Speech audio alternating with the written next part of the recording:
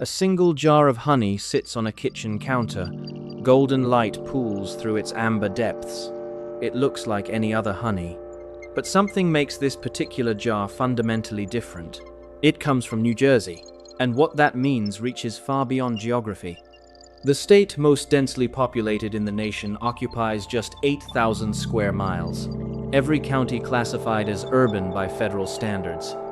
Concrete and asphalt stretch from Newark to Camden. Highways thread through former farmland. Suburbs press against what was once forest. And yet, tucked between these urbanized spaces, something remarkable persists. Bees still forage, flowers still bloom, and the honey they produce carries a complexity that reflects an ecosystem under extraordinary pressure. New Jersey earned its nickname, the Garden State, from agricultural abundance that once defined the landscape. That abundance has not disappeared entirely, but it exists now in fragments. Over the past century, development has consumed farmland at rates that place New Jersey among the leaders in agricultural land loss nationwide. Studies suggest the state has transitioned from expansive rural areas to a patchwork where natural spaces survive in isolated corridors, suburban gardens, and carefully preserved parcels.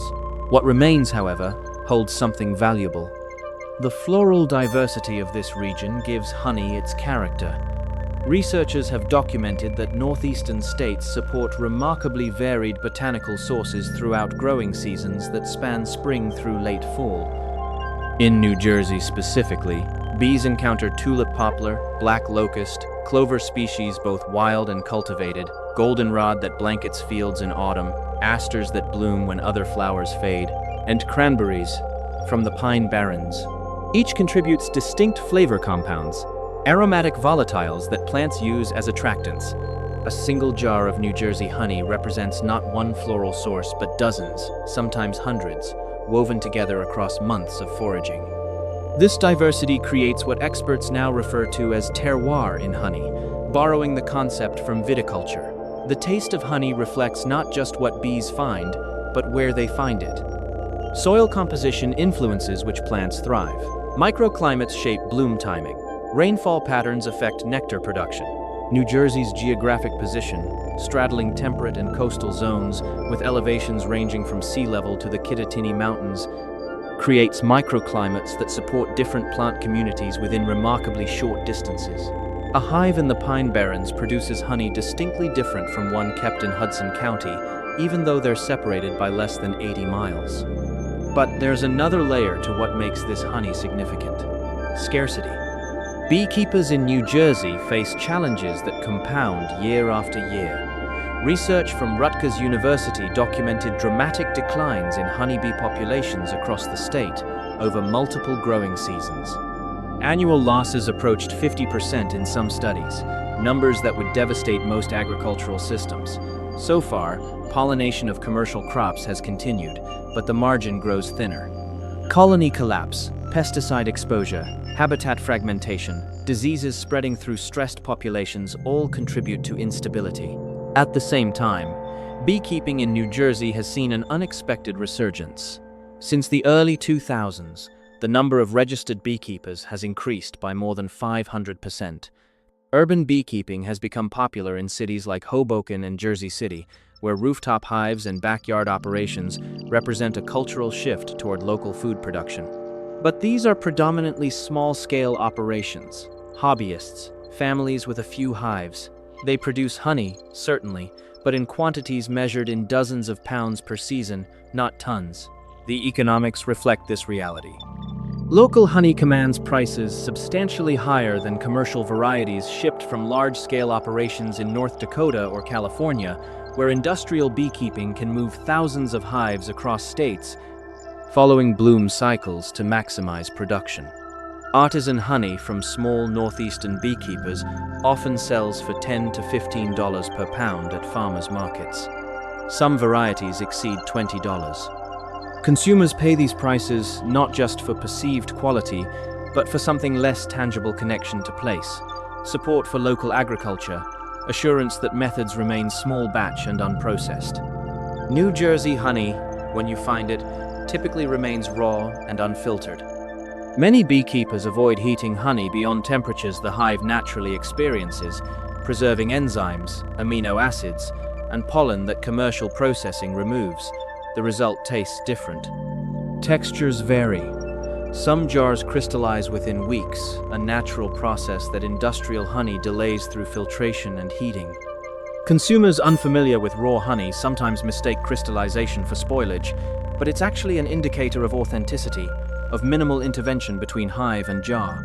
The state itself recognizes the value of what remains. Agricultural preservation programs have protected hundreds of thousands of acres from development.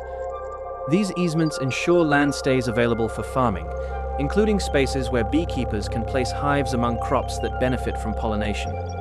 Blueberries, cranberries, tomatoes, peppers, all depend on insect pollination, and New Jersey's agricultural economy, while diminished from its peak, still represents hundreds of millions of dollars annually.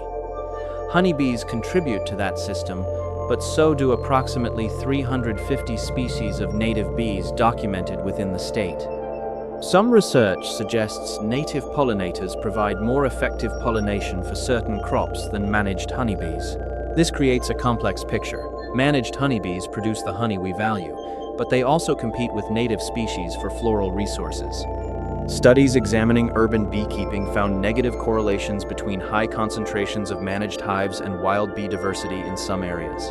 When too many hives occupy limited foraging space, native bees experience food shortages.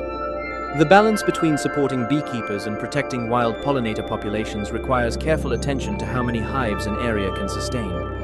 What emerges from all this is not a simple story of abundance or decline, but something more nuanced. New Jersey honey exists at the intersection of ecological fragility and human persistence. It reflects a landscape where nature adapts to constraints, where beekeepers work within narrow margins, and where the product itself becomes rarer as the conditions that produce it come under increasing pressure. Understanding why this honey holds value requires recognizing what it represents beyond sweetness. It's a measure of ecosystem health in a state where natural systems survive against considerable odds. It's the product of countless hours spent by small-scale beekeepers who manage hives not for profit, but often despite economic challenges. It's evidence that floral diversity persists in fragments, that bees still find enough to sustain colonies through harsh northeastern winters. When a jar of New Jersey honey reaches a table, it carries with it the accumulated effort of bees flying millions of foraging trips, visiting flowers across suburban gardens, farm edges, preserved woodlands, and roadside plantings. It carries the work of beekeepers monitoring hives through seasons, managing diseases, protecting colonies from pesticides, harvesting only what the bees can spare. It carries the reality of a place where agriculture endures in spaces measured not in square miles but square feet, where every undeveloped acre represents a choice to preserve rather than develop. Researchers continue studying what makes certain regions produce distinctive honey. They analyze volatile compounds, trace elements absorbed from soil, the influence of weather patterns on nectar chemistry. But beyond the science lies something harder to quantify. Honey from a specific place holds the character of that place. Its flavor reflects not just what grows there now, but what has been lost, what remains, and what might yet survive if conditions allow. In the years ahead, New Jersey honey may become even more difficult to find. Climate patterns are shifting bloom times, creating mismatches between when flowers open and when bees emerge. Development pressure continues. Bee populations face threats that compound rather than diminish. But for now, this honey exists. Limited in quantity, variable in flavor, tied to a landscape that resists easy definition. Each jar represents something increasingly rare, a direct connection between wild processes and human tables, a product of genuine scarcity rather than manufactured exclusivity. That makes it worth understanding, worth seeking, and worth preserving the conditions that allow its creation.